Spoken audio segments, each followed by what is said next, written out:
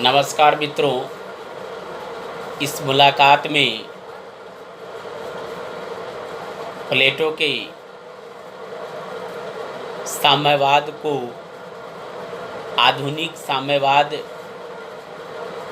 से समानता स्थापित की गई है, उसके विषय में चर्चा को आगे बढ़ाएंगे और उसके विषय में असमानता भी आधुनिक साम्यवाद से की गई है, उस पर भी चर्चा को आगे बढ़ाएंगे। पहली तो समानता ये है कि प्लेटो और कार्ल मार्क्स दोनों विचारक यूरोप से संबंधित हैं। कम से कम इस बात में तो एक समानता है।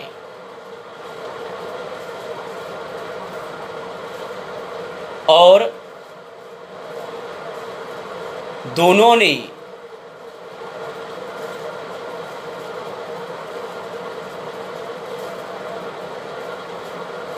एक ऐसी व्यवस्था को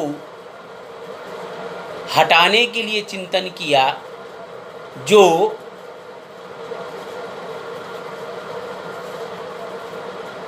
वर्ग के लिए अहित हो रहा था। माने एक वर्ग के लिए अहित हो रहा था। कार्ल मार्क्स की प्लेटो की साम्यवाद इसलिए स्थापित की गई कि जब वह एथेंस में देखा कि शासक वर्ग धनाढ़ होते जा रहे हैं या धन को एकत्रित करने में राज का दोहन कर रहे हैं, इससे साधारण जनता निर्धन व शुद्ध होती जा रही है, नाराज होती जा रही है। और इस आधार पर शासकों के खिलाफ उस समय जनता ने विरोध भी किया, संघर्ष भी किया। ठीक उसी प्रकार का आधुनिक साम्यवाद के रचयिता कार्ल मार्क्स ने यह चिंतन किया कि पूंजीपतियों ने श्रमिकों का अत्यंत शोषण किया है,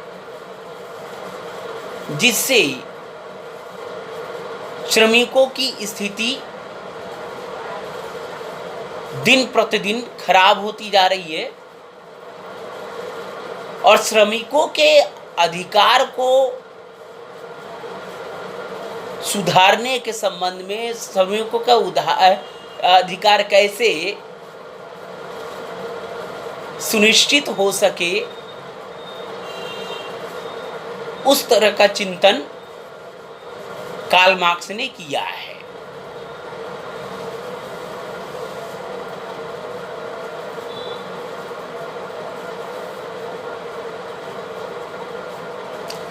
और विद्वानों ने कहा है कि दोनों का साम्यवाद, प्लेटो का साम्यवाद और कार्ल मार्क्स का साम्यवाद, अपने अपने स्तर से न्याय की स्थापना के संबंध में है। वह इस तरह से मित्रों,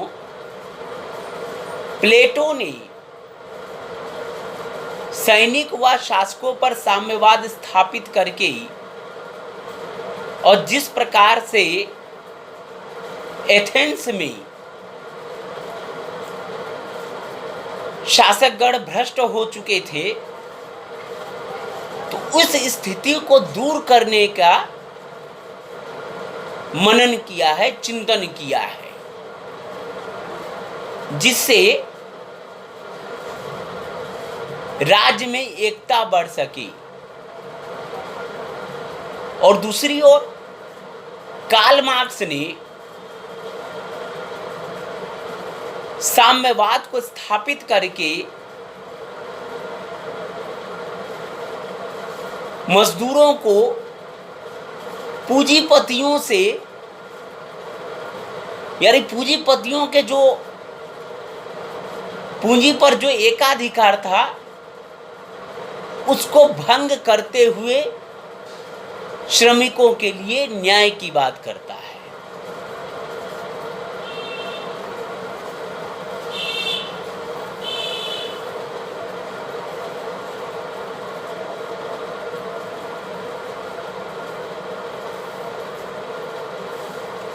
और विद्वानों का कहना है दोनों साम्यवादी विचारक प्लेटो और कार्ल मार्क्स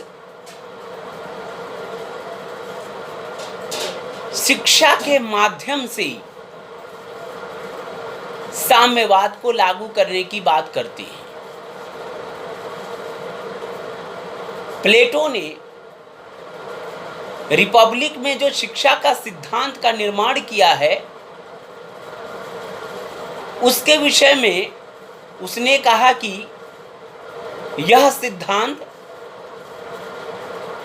राज्य को स्थापित करने में सर्वाधिक अनुकूल है और इससे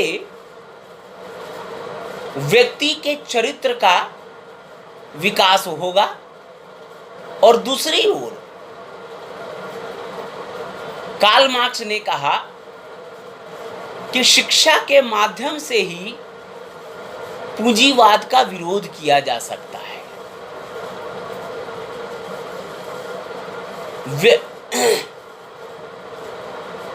व्यक्तिगत औद्योगिक प्रतिष्ठान को राष्ट्रीयकरण किया जा सकता है और साम्यवाद के प्रति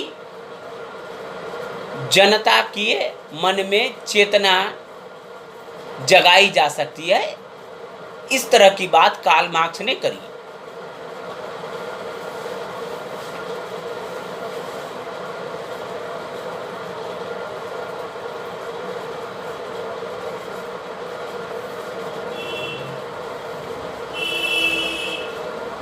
दोनों विचारक राज्य के हित में व्यक्ति का हित मानते हैं। कार्ल मार्क्स ने भी दार्शनिक राजा को समस्त अधिकार देने के पश्चात कहा कि कार्ल मार्क्स ने प्लेटो ने समस्त अधिकार दार्शनिक राजा को देने के पश्चात कहा कि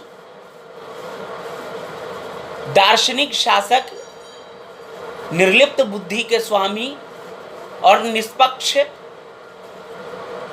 हैं, इसलिए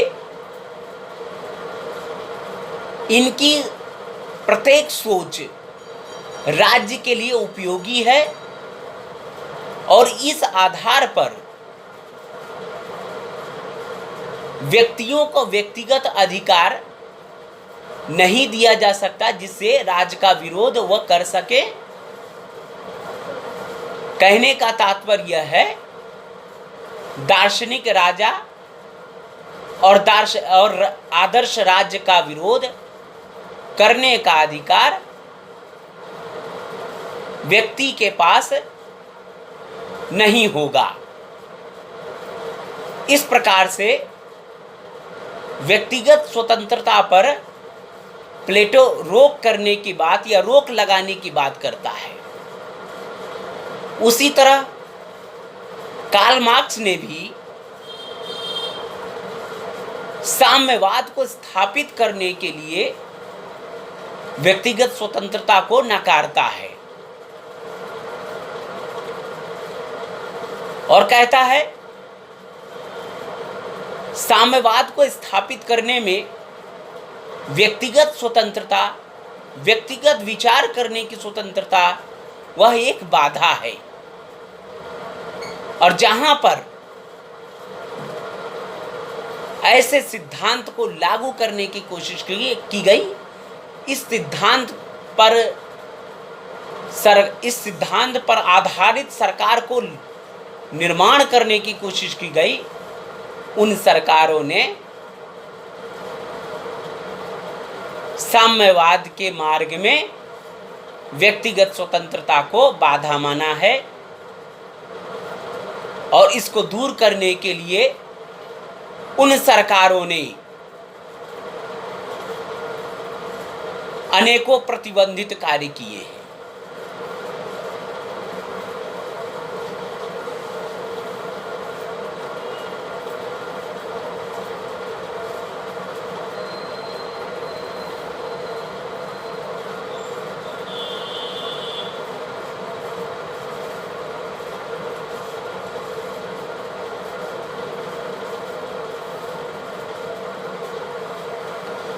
और विद्वानों का मानना है कि दोनों विचारक वर्ग भेद को दूर करने के लिए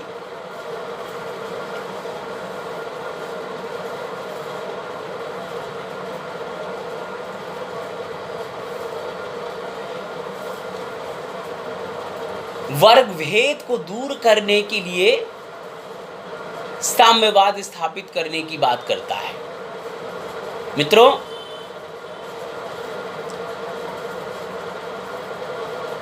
सैनिक व शासक वर्ग पर संपत्ति व परिवार का साम्यवाद इसलिए स्थापित करने की बात प्लेटो ने की है कि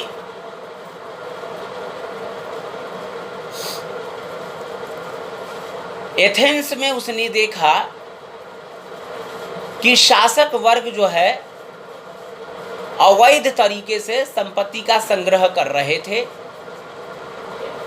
और इसको देख करके जो निर्धन जनता थी शासकों के खिलाफ संघर्ष कर रही थी। तो इस स्थिति को दूर करने के लिए प्लेटो ने सैनिक व शासक वर्ग के ऊपर संपत्ति विषयक साम्यवाद और परिवार विषयक साम्यवाद को लागू करने की बात करी। और दूसरी ओर कार्ल मार्क्स ने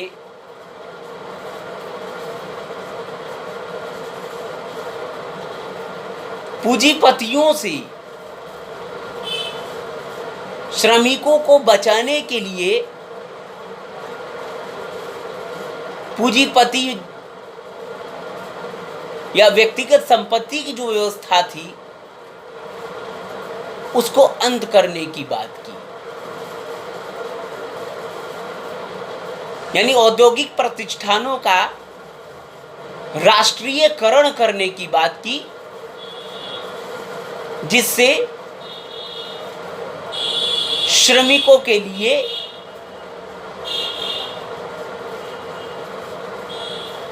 अधिकार की स्थापना हो, और इस आधार से व्यक्तिगत संपत्ति का जब अंत हो जाएगा, यानी पूंजीपतियों के साधन पर साधारण मजदूरों का अधिकार की स्थापना हो जाएगी, तो इस आधार पर वर्ग भेद की समाप्ति हो जाएगी और समानता की स्थापना हो जाएगी।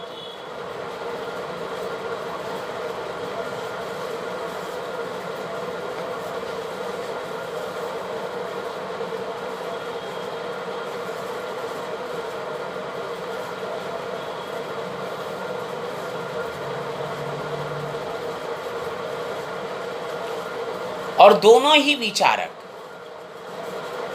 समाज के हित में व्यक्तिगत हित की समाप्ति की बात करते हैं।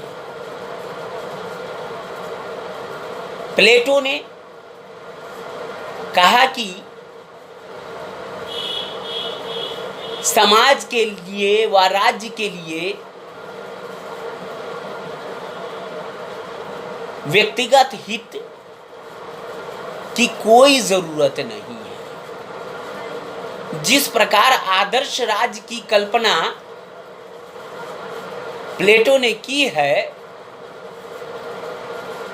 उसमें वो कहा कि इस आदर्श राज्य का विरोध करने का अधिकार साधारण व्यक्ति के पास नहीं होगा, क्योंकि आदर्श राज्य एक उत्तम व्यवस्था है जो व्यक्तियों के संबंध में ही कार्य करेगा। और इस आधार पर कहा कि जो राज्य का हित है, जो समाज का हित है, वही व्यक्ति का हित है। उसी प्रकार कार्ल मार्क्स ने कहा कि साम्यवाद जो है सभी प्रकार के असमानता को दूर करता है, इसलिए इसका समर्थन करना प्रत्येक व्यक्ति का कर्तव्य है और इसका विरोध करने का अधिकार किसी के पास नहीं है। तो इस प्रकार से दोनों समाज के सब विषय में व्यक्तिगत अधिकार को नकारते हैं और कहते हैं कि जो समाज का हित है वही व्यक्ति का हित है।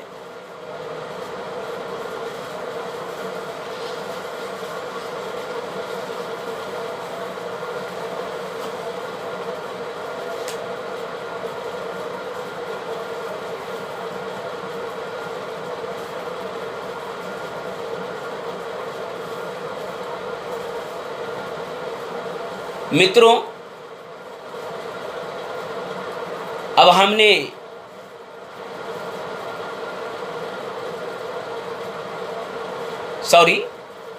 अब मैं असमानता के विषय में चर्चा करूंगा, जिसके विषय में विद्वानों ने बात करी है।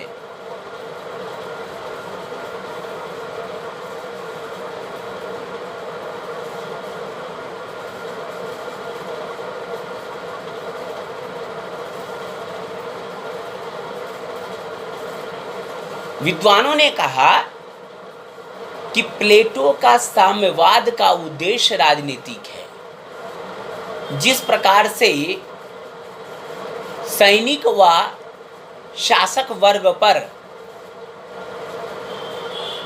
संपत्ति विषयक साम्यवाद व परिवार विषयक साम्यवाद को लागू करने की बात करी, वह एक राजनीतिक बात है और राजनीतिज्ञों से ही संबंधित है।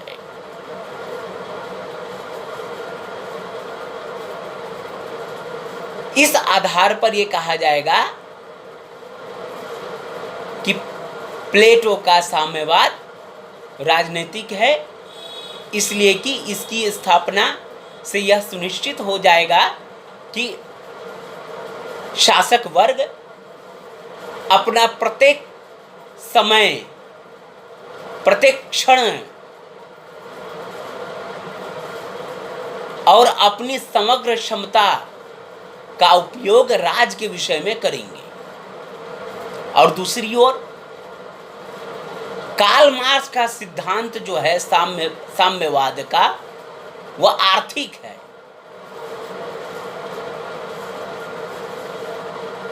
उसने यह सिद्धांत ही दिया कि व्यक्तिगत संपत्ति या व्यक्तिगत औद्योगिक प्रतिष्ठान का अंत होना चाहिए श्रमिकों के हित के संबंध में। इन पूंजीपतियों के साधन पर श्रमिकों का अधिकार की स्थापना होनी चाहिए, जिससे मजदूरों का कल्याण हो सके। तो इस आधार पर यह एक आर्थिक व्यवस्था है।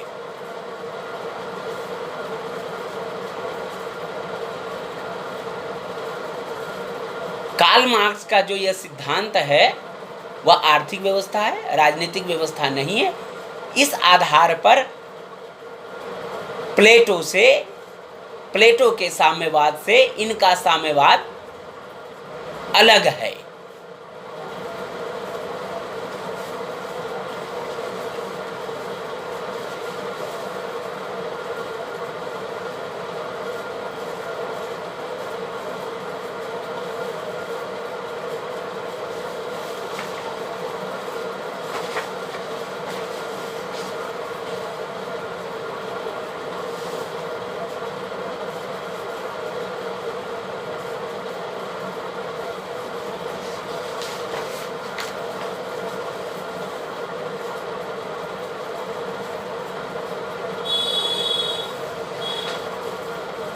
और विद्वानों का मानना है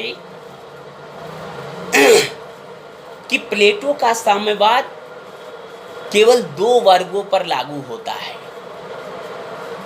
सैनिक व संरक्षक वर्ग पर, और उत्पादक वर्ग को इससे अलग कर देता है। उत्पादक वर्ग को साम्यवाद से अलग कर दिया है प्लेटो ने, किंतु कार्ल मार्क्स ने साम्यवाद को स्थापित करने के लिए वर्ग का ही अंत कर दिया। उसने कहा कि साम्यवादी समाज में किसी भी वर्ग का कोई अस्तित्व नहीं होगा।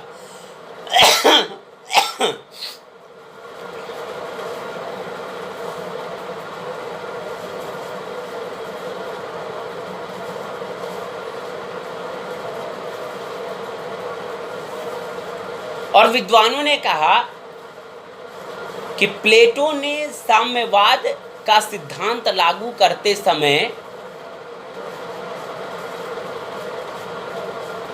सैनिक व शासक वर्ग से अपने अधिकार को त्याग करने की मांग करता है, किंतु यहां पर कार्ल मार्क्स ने समस्त अधिकार पूंजीपतियों से छीन करके श्रमिकों को देने की बात करता है।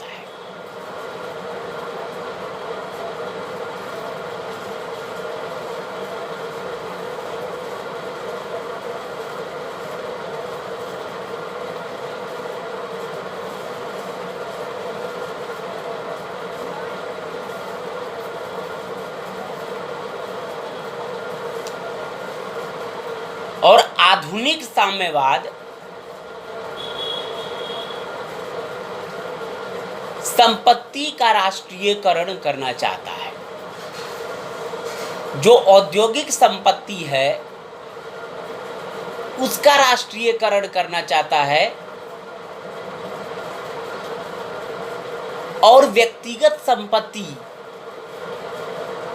जिससे परिवार की आवश्यकता की पूर्ति होती है उसका उन्मूलन करने की बात नहीं करता है।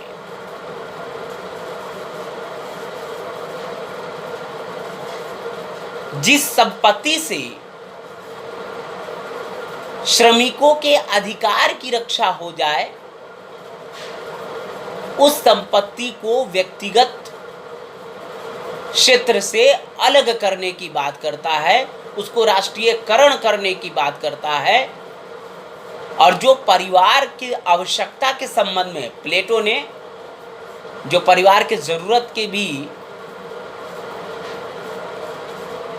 संपत्ति होती है उसका भी अंत करने की बात करता है, किंतु कार्ल मार्क्स ऐसा नहीं कहता है।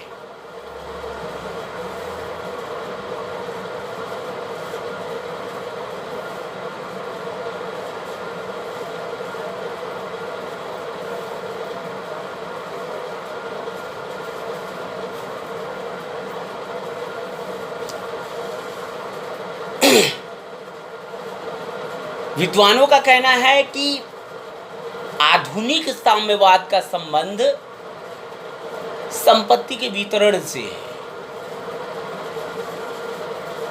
जिस प्रकार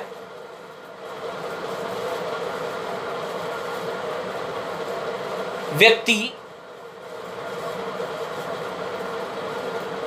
औद्योगिक संपत्ति को निर्माण करने के पश्चात पूंजी की दृष्टि से शक्तिशाली हो गए थे। ये बड़ी बड़ी औद्योगिक प्रतिष्ठान एक व्यक्ति के मिल्कियत में संचालित हो रहे थे और उन्हीं का अर्थ संबंधी अधिकार सशक्त हो रहा था और मजदूरों का शोषण हो रहा था। मजदूरों की स्थिति दिन प्रतिदिन निम्न होती जा रही थी। तो इस प्रकार से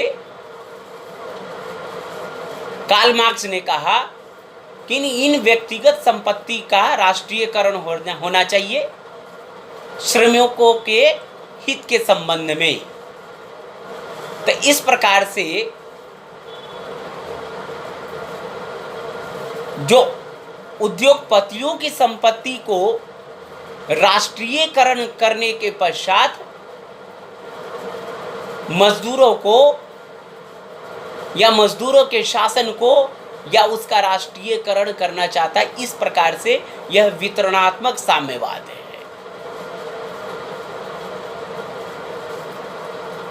व्यक्तिगत संपत्ति को मजदूरों को देने की बात करता है, वैसी संपत्ति जो राष्ट्रीय विषय के हैं और जिस संपत्ति के माध्यम से मजदूरों के ऊपर शासन किया जा रहा था, वैसी संपत्ति को बांटने की बात करता है।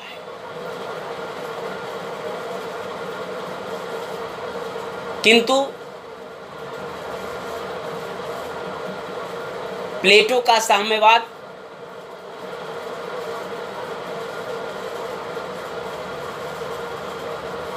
सैनिक व शासक वर्ग पर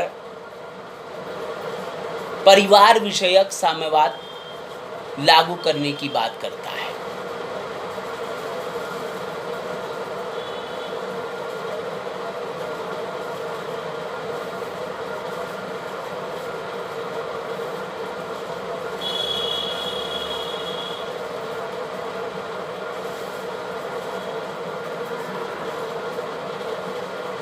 और विद्वानों ने कहा है कि आधुनिक साम्यवाद का लक्ष्य वर्गहीन समाज की स्थापना से है। जिस समाज में किसी प्रकार का वर्ग न हो, किसी प्रकार का विभाजन न हो, वैसे समाज को वर्गहीन समाज कहते हैं। और साम्यवादियों ने या कार्ल मार्क्स ने इसी प्रकार की बात करता है। किंतु दूसरी ओर प्लेटो ने समाज व राज्य को 3 वर्गों में बांटने की बात करता है। एक उत्पादक वर्ग, 2 सैनिक वर्ग और तीसरा गार्जियन वर्ग या संरक्षक वर्ग कहेंगे, जिसका शासन राज्य पर हो।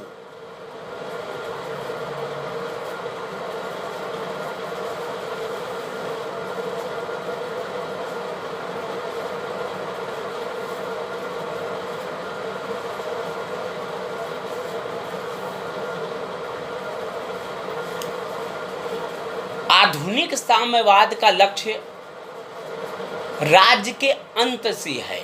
वो इसलिए मित्रों कि कार्ल मार्क्स मानता था कि संसार में जो भी देश या राज्य स्थापित हैं,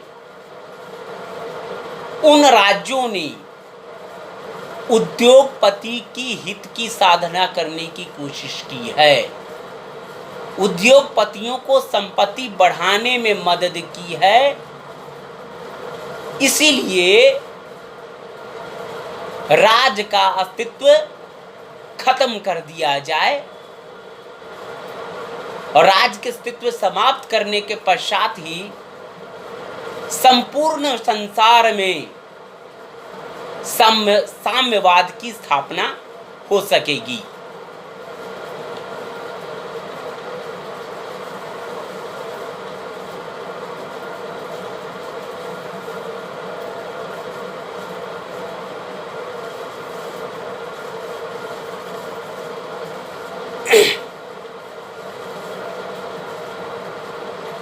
कार्ल मार्क्स ने यह कहा, मजदूरों का कोई देश नहीं होता है, मजदूरों की परेशानी एक जैसी ही होती है, इसलिए संसार के श्रमिकों को एक होकर के पूंजीवादी संस्कृति के खिलाफ संघर्ष करना चाहिए या पूंजीवादी व्यवस्था के खिलाफ संघर्ष करना चाहिए। इस प्रकार से जो आधुनिक साम्यवाद है विश्वव्यापी आंदोलन है, किंतु दूसरी ओर प्लेटो ने अपना समस्त चिंतन, अपना समस्त अधिकारों की बात एक नगर राज के अंदर में ही करता है। और प्लेटो का विश्वास था कि ना राज्य उतना बड़ा हो कि शासक के द्वारा शासन करना ही संभव न हो, और ना ही छोटा हो कि राज्य की आवश्यकता की पूर्ति न हो सके। राज्य का आकार इतना बड़ा होना चाहिए जिससे एक दार्शनिक शासक उस पर कुशलता से शासन कर सके और राज्य की आवश्यकता साधारण रूप से पूरी हो सके। तो इस प्रकार से प्लेटो ने अपना समस्त चिंतन एक नगर राज्य की परिधि में करता है। इस प्रकार से मित्रों, आज की चर्चा यही समाप्त करता हूं। आगे की मुलाकात में प्लेटो का जो शिक्षा का सिद्धांत है उस विषय पर चर्चा करूंगा। बहुत बहुत धन्यवाद। नमस्कार।